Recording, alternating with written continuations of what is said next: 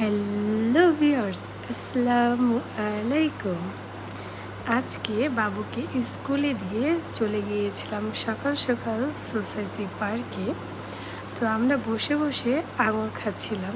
তখন দেখতে পাচ্ছি দুটা কাক ক্ষুধায় মনে হচ্ছে ঘোরাঘুরি করছিল, এখানে পড়ে থাকা আম কুড়িয়ে খাচ্ছিল। তো আমাদের কাছ থেকে একটু আঙুর ছিঁড়ে ছিঁড়ে দিচ্ছিলাম, ওরা মজা করে খাচ্ছিল। তো পরে আস্ত একটা দিলাম, দেখলাম কাকটা মুখে করে নিয়ে তার বাসাতে চলে যাচ্ছে। মনে হচ্ছে যে বাসাতে মনে হয় ছোট বাচ্চা আছে, তার জন্য খাবার সংরক্ষণ করছে এবং মুখের ভিতর করে এতগুলো খাবার সংরক্ষণ করে নিয়ে যাচ্ছিল যে দেখলে মানে আপনারা যদি ভালো করে দেখাতে পারতাম তাহলে বুঝতেন, অনেকটা দেখা যাচ্ছে যে প্রতিটা মা, সে পশু হোক, জীবজন্তুর হোক বা মানুষ হোক, যে তাদের বাচ্চাদের জন্য আগে চিন্তা করে, তারপরে হচ্ছে নিজের জন্য চিন্তা করে। এটা প্রতিটা মাই ত্যাগ করে।